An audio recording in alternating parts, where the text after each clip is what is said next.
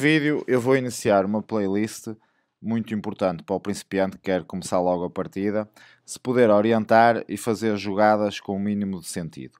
No vídeo que eu gravei já no passado das dicas de principiantes com as 3 fases de uma partida de xadrez, eu já referi algo sobre a abertura, mas agora vou detalhar um pouco melhor. Portanto, as aberturas necessitam de terem certas linhas de orientação e a primeira é a luta pelo centro. Depois teremos o desenvolvimento das peças e fazer o rock o mais cedo possível para colocar o rei em segurança. Mas neste vídeo vamos nos concentrar então na luta pelo centro. O que é que se considera o centro? O centro são basicamente estas casas centrais. Portanto, estas casas centrais, E4, E5, D4 e D5, é que são a base. E porquê é que é importante controlar estas casas? Porque depois de as controlarmos, podemos colocar lá peças e a partir dali o raio de ação delas é enorme. Então, vamos imaginar, por exemplo, que eu jogava o meu cavalo para aqui. O que é que acontece ao jogá-lo para aqui? Ele controla imediatamente 2 casas aqui, certo? E se vocês forem ver a possibilidade, por exemplo, de jogar para o outro lado, ele controla aqui 2 casas. Mas qual é a diferença entre as duas? É que se eu jogar para aqui, não é? Reparem que ele controla 8 casas. Ou seja, quanto mais perto do centro, não é? Quanto mais perto do centro ele estiver, mais casas ele vai controlar. Aqui controla 8. Reparem o que acontece na casa de saída. Quantas casas é que ele controla? 3.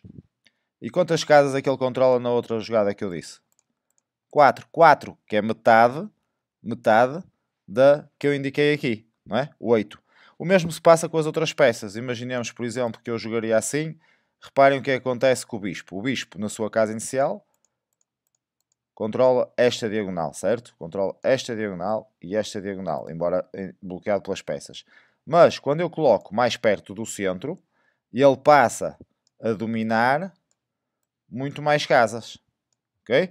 1, 2, 3, 4, 5, 6, 7, 8, 9, 10, 11.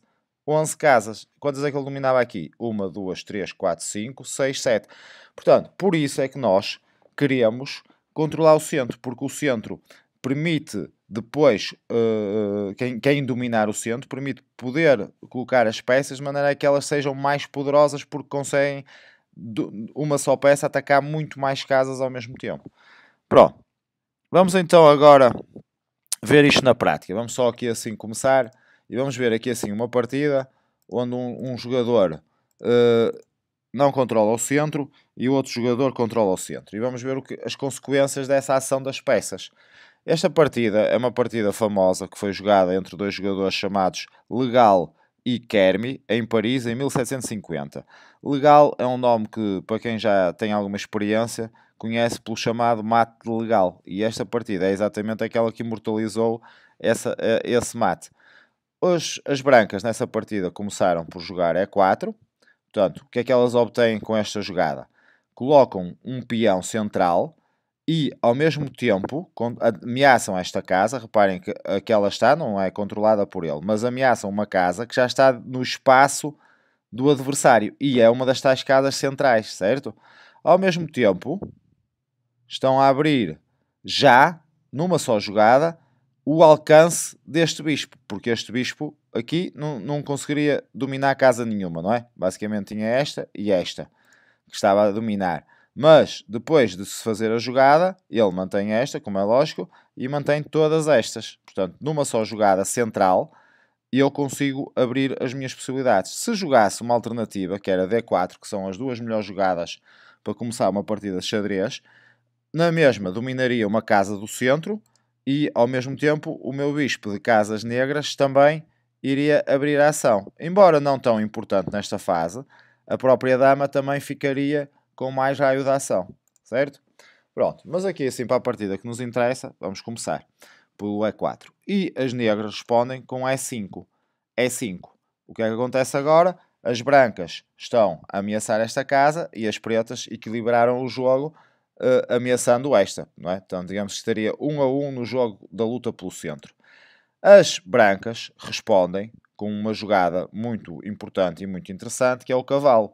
Reparem, eu mexo o cavalo e não o bispo. Porquê? Porque o bispo, estando na casa de saída, já está a ameaçar mais casas. Mas o cavalo, lembram-se daquilo que eu falei ao bocado, na sua casa-saída só controla 3 casas. Portanto, jogar o cavalo antes do bispo é uma melhoria considerável para as minhas peças. E ao desenvolver para aqui, o que é que eu estou a conseguir? Estou a conseguir, por um lado, ameaçar esta casa e por outro, atacar este peão que neste momento não está defendido. Por outro lado, o meu peão continua a atacar aquela casa. O que é que as pretas continuam a atacar? Só esta, certo? Então, digamos que eu tenho uma vantagem já de 3 para 1, certo? Pronto. As pretas aqui já vão começar por fazer uma jogada que não vai ajudar, que é, eles jogaram D6. Aqui uma jogada muito normal para um bom jogador é jogar esta jogada, porque as pretas estão sempre a ligeira desvantagem, precisamente porque, como as brancas têm iniciativa, elas podem ser as primeiras a atacar o centro. E as pretas são obrigadas primeiro a equilibrar. O que é que aconteceria com esta jogada? Defenderia o peão e ao mesmo tempo atacava esta casa, mas não foi isto, e por isso é que esta jogada é uma jogada superior à que foi jogada. Eles jogaram D6. E aqui continua a luta pelo centro. O que é que jogaram então as brancas? Jogaram bispo para C4, onde aumentam o raio de ação do seu bispo. Ok? Reparem, o raio de ação aumentou bastante. Reforça este ponto para as brancas, que agora tenho o peão e o bispo a dominar esta casa, não é? E ao mesmo tempo está a preparar o rei para fazer o roque se colocar em segurança. Portanto, numa só jogada, as brancas desenvolveram uma peça ligeira, controlam o centro e podem fazer o roque. O que é que as pretas foram jogar? Jogaram o bispo. Ora, esta jogada do bispo quebra a regra de aproveitar para desenvolver um cavalo, não é? Em que nós vimos que o bispo, mal o peão central abriu, fica logo com uma diagonal de abertura. Portanto, por isso é que nós queremos primeiro desenvolver o cavalo. Não só não desenvolver o cavalo, como também não beneficiou nada ao centro. Claro, há aqui uma ideia indireta, que é, se o bispo tomar o cavalo deixa de controlar o centro. Só que o problema é que as brancas já desenvolveram 2 peças, já estão a controlar o centro, e as negras nesta altura ainda só desenvolveram uma peça. Se a trocarem, as brancas, entretanto, vão ter uma vantagem considerável no seu desenvolvimento. O que é que as brancas jogam? Jogaram cavalo C3. Ao jogar cavalo C3, reparem como é que nós estamos em relação ao centro. O bispo controla esta casa, o cavalo controla aquela e esta, este cavalo controla esta e esta, isto parece assim um bocadinho verde a mais, mas reparem o que é que está a acontecer. Todas as 4 casas centrais, todas, já estão controladas e ameaçadas por peças brancas. Okay? E vamos ver como isto vai ser fundamental para ganhar a partida. E por isso é que ela ficou famosa. Aparentemente, quem olhar assim de repente, até parece que as pretas não estão assim tão mal quanto parece, mas a perda do domínio do centro é tão grande que vai permitir uma ação muito rápida das brancas, como vamos poder ver. Aqui as pretas jogaram G6. O que é que acontece? G6, mais uma vez, não contribui imediatamente para o controle do centro.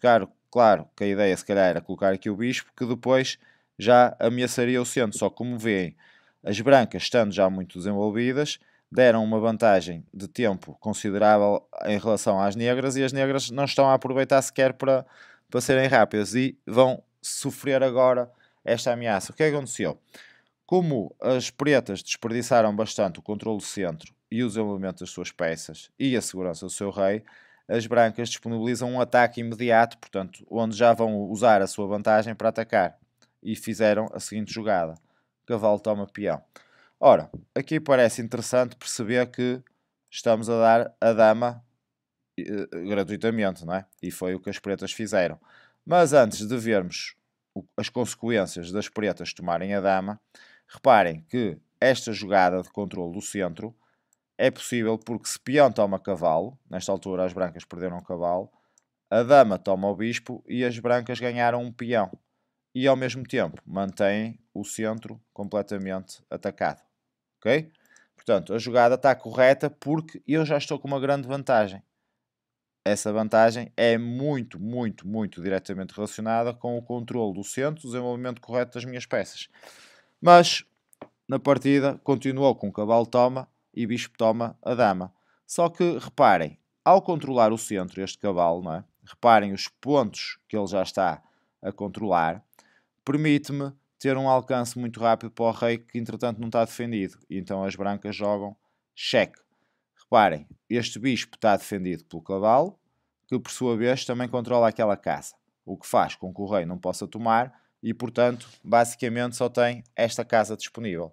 E é o que eles são obrigados a fazer, jogam aqui. Ao jogarem aqui, reparem que o bispo que está defendido pelo cavalo controla estas duas casas. Por sua vez, o cavalo branco também controla aquela. Portanto, o rei basicamente só teria a possibilidade de estar nestas duas casas. Só que com esta jogada, ok? Cheque e mate.